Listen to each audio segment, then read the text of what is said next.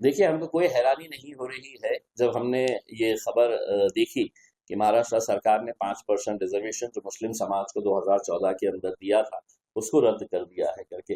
दरअसल ये दिया क्यों गया था, इसको समझना बहुत ज़रूरी ही है।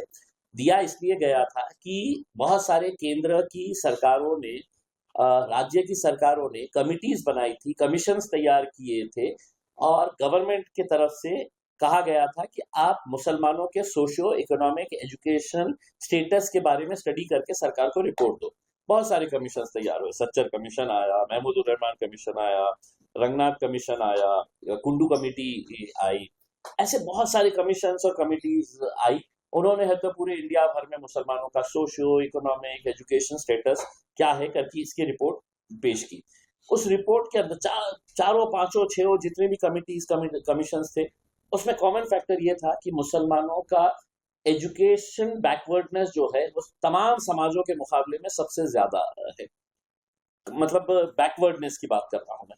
मुसलमानों का ड्रॉप आउट, यानी कि बच्चे बच्चियां छठी तक पढ़ रहे हैं, ड्रॉप आउट हो जा रहे हैं, स्कूल नहीं जा रहे हैं, 7वीं तक 8वीं तक पढ़ रहे हैं, ड्रॉप आउट हो जा रहे हैं। तो उस रिपोर्ट के अंदर पूरे आंकड़े बताए गए थे कि कितने परसेंटेज जो है वो बच्चे छठी तक पढ़ रहे हैं, 7वीं तक पढ़ रहे हैं, 8वीं तक पढ़ रहे हैं और उसके बाद ड्रॉप आउट हो जा रहे हैं। तो तब है तो ये मांग की गई थी कि मुसलमानों को 10% है तो रिजर्वेशन दिया जाए करके उसमें।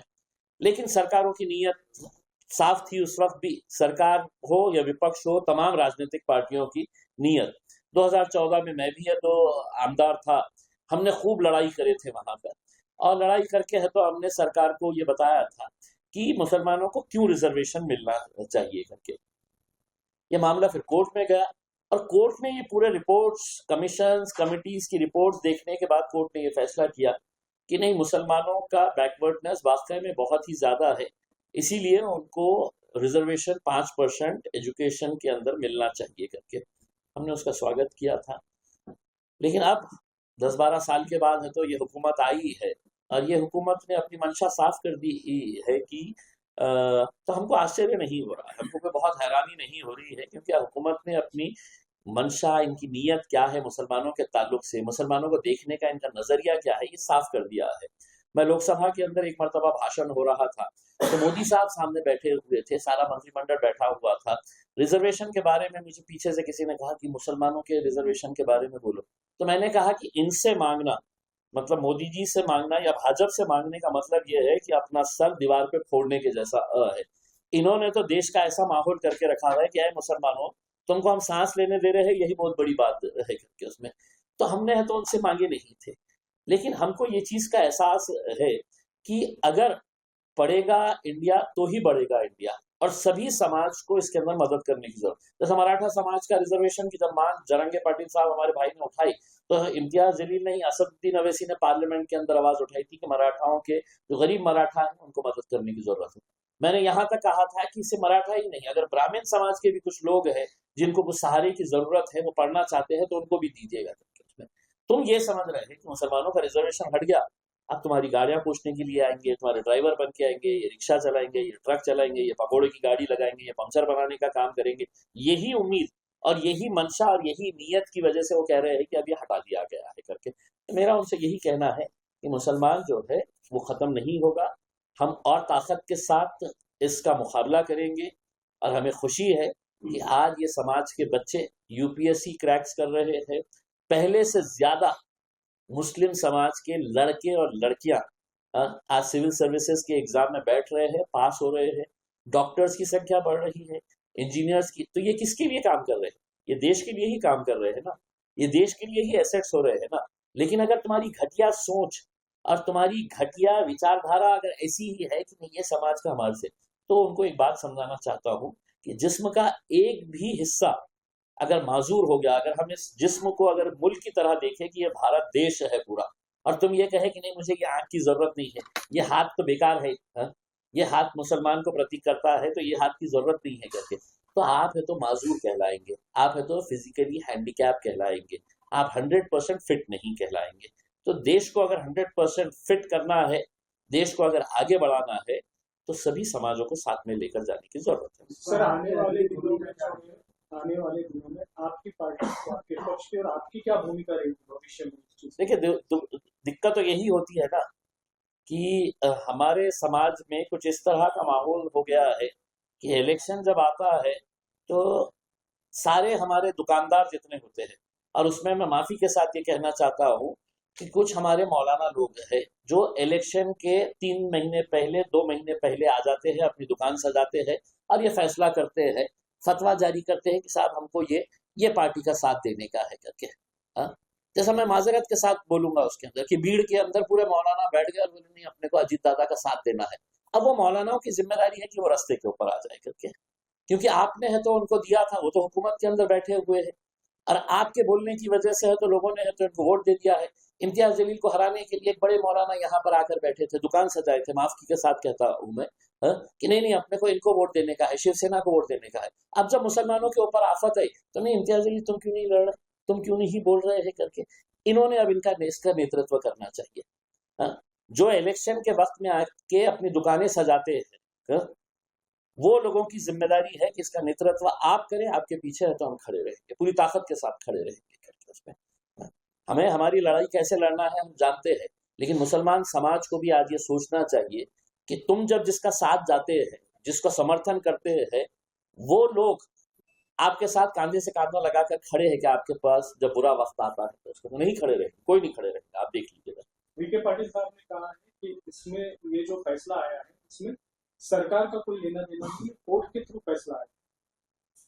विखे पाटिल साहब ने ये समझ लेना चाहिए कि आप सरकार के अंदर बैठे थे, आपकी ये जिम्मेदारी थी कि 2014 के अंदर जब मुस्लिम समाज को 5% रिजर्वेशन देने का एक अध्यादेश जारी किया गया था, उसका एक टाइम लिमिट होता है, उसके बाद है तो उसको आपको एक बिल लाकर उसको एक्ट के अंदर कानून बनाना पड़ता है। तो आपने वो क्यों नहीं करे विखे पाटिल साहब? आप तो मुसलमानों के हमदर्द नजर आ रहे हैं आपके ये स्टेटमेंट दिखने के बाद। उसमें आपने क्यों अपनी सरकार को ये नहीं कहा कि ये मुसलमानों के रिजर्वेशन का जो अध्यादेश है वो लैप्स होने वाला है, इसको हमको बिल लाकर इसको हमको एक कानून के तहत है तो इसको हमको एक एक्ट के जरिए कानून बनाने की जरूरत है करके। तो आप ये क्यों नहीं कहे? आप एक मरतबा बोलने से पहले 2014 के अंदर हाईकोर्ट ने, बॉम्बे हाईकोर्ट ने जो फैसला दिया था कि क्यों मुसलमानों को रिजर्वेशन देना चाहिए, उतना पैराग्राफ जरूर पढ़ लीजिएगा उस ऑर्डर के अंदर कि हाईकोर्ट ने क्या कहा था। आप तो उस वक्त भी चाहते थे, आपकी सरकार, आपकी हुकूमतें, आप उस वक्त अलग पार्टी के अंदर थे, ये अलग बात है कि अब आप किसी दूसरी पार्टी के अंदर कूद गए हैं, तो अब आपकी जहनीत भी उसी हिसाब से चल रही है जैसा आपने।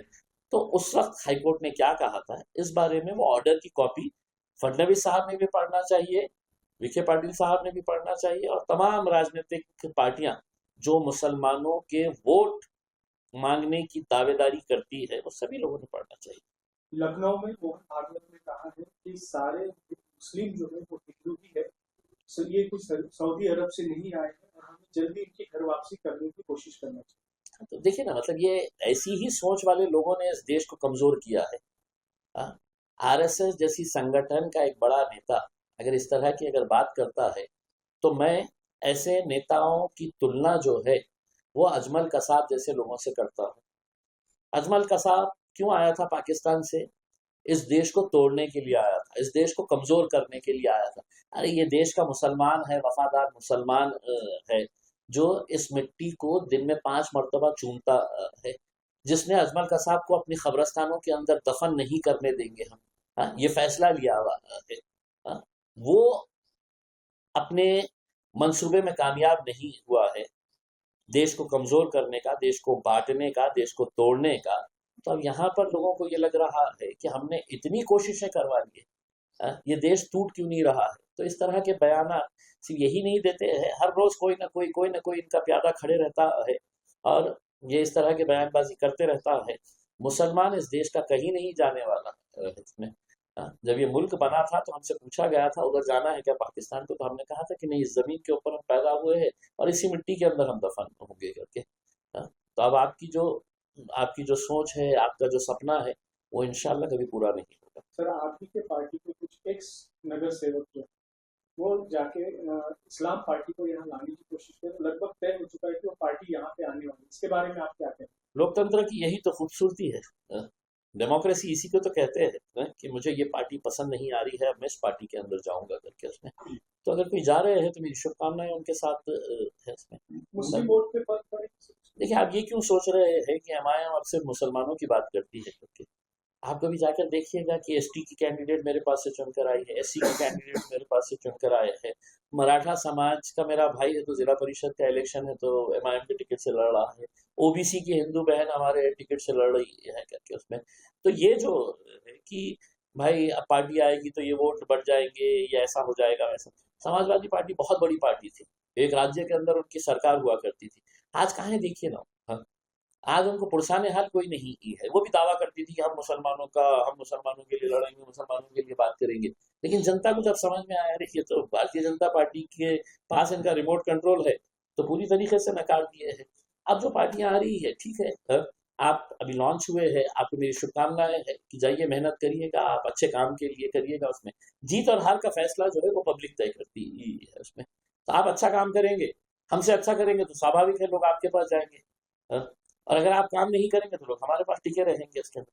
देखिए, चंद लोगों की वजह से पार्टियां नहीं चलती है ऐसा। हाँ? पार्टियां जो है वो आवाम तय करती है कि हम किस पार्टी के साथ जाने का है करके। चंद लोग यहाँ से उठ के चले जाएंगे और बोलेंगे कि साहब अब हम हिंदुस्तान में पूरा ये करेंगे, तो ऐसा नहीं होता है। मजलिस आज जिस मुकाम के ऊपर पहुंची है वो 70-75 सालों की मेहनतों का नतीजा है कि यहाँ तक पहुंचे हैं। अब आप कल कल जुम्मा जुम्मा 8 दिन नहीं हुए हैं और आप कह रहे हैं कि साहब अब ये इतना बड़ा, कोई फर्क नहीं पड़ता। सर यहाँ पे जो सीपी साहब है उन्होंने मनपा आयुक्त को जो एक लेटर दिया है कि उनके जो गुनेगार हैं, उनके घर आ रहे हैं डिमोलिश करना। देखिए, मैं इस बात का विरोध करता हूँ, इसलिए विरोध करता हूँ कि अगर मेरे परिवार के अंदर कोई एक लड़का गलत काम में फंस गया या नशे के कारोबार कर रहा है, नशे के कारोबार में लिप्त हो गया है, और उस परिवार के अंदर उसके एक बूढ़े माँ बाप है, उसकी पत्नी है, हाँ, जो बहुत सीधी है, उसके छोटे बच्चे हैं जिनका इस जुर्म से कोई लेना देना नहीं है, इस धंधे से कोई लेना देना नहीं है, वो भी उस घर के अंदर रहते हैं। हम तो ये मांग नहीं कर रहे हैं जो इस कारोबार में इन्वॉल्व है उसको आप कड़ी से कड़ी सजा दीजिएगा, हम पूरा साथ देंगे आपको। लेकिन जब आप ये बुलडोजर कल्चर यहाँ पर लाने का सोच रहे हैं तो कहीं ना कहीं आप ये कह रहे हैं कि अब इस मुल्क से अदालतों को बंद कर दिया जाए करके। हमको अदालतों के फैसले नहीं सुनना है, हम हमारे हिसाब से जंगल का कानून कैसा होता है या हुकुमशाही कैसी होती है, हम वो यहाँ पर लादने की कोशिश करने वाले हैं। तो हम इसका विरोध करेंगे। घर तोड़ना, किसी का आशियाना तोड़ना मेरे हिसाब से ये कानून के दायरे में सही नहीं है। और सुप्रीम कोर्ट ने उत्तर प्रदेश के अंदर जब योगी महाराज इसी तरह का कर रहे थे तो सुप्रीम कोर्ट ने कड़े लफ्जों में ये कहा था कि मतलब ये इस तरह का नहीं। बम्बई, नागपुर के अंदर जब फहीम अंसारी हमारा एक कॉरपोरेटर चुनकर आया तो उसका घर तोड़ा गया था। हाईकोर्ट ने अभी 8 दिन पहले जजमेंट दिया है और कहा है कि हुकूमत इसको पैसा देगी या इसका घर बना कर देगी करके उसमें। तो ऐसी कार्रवाई करने से पहले थोड़े हाई कोर्ट और सुप्रीम कोर्ट के जजमेंट्स क्या है उसके ऊपर भी गौर कर ले करके। हाँ, ये है कि नशे के कारोबार में हम इस शहर की पुलिस का तहे दिल से शुक्रिया अदा करते हैं कि बहुत अच्छी मुहिम उन्होंने की है। पुलिस कमिश्नर साहब ने अपना जो एनडीपीएस की जो टीम तैयार की है, हम उसका पूरा समर्थन करते हैं और हम उनको और ताकत देना चाहते हैं इस शहर से नशे के कारोबार को खत्म करने के लिए। लेकिन जब इस तरह का कोई लेटर अगर आता है, मुझे पता नहीं है वो कितना जेन्युइन लेटर है क्योंकि बताया गया है कि उसके ऊपर इनवर्ड आउटवर्ड कुछ भी नहीं है करके उसमें, तो फिर वो पुलिस कमिश्नर का नहीं होता है लेटर, फिर वो भारतीय जनता पार्टी का होता है, आरएसएस का होता है। तो वहां के जरिए अगर ये आ रहा होगा तो हम उसका विरोध करेंगे।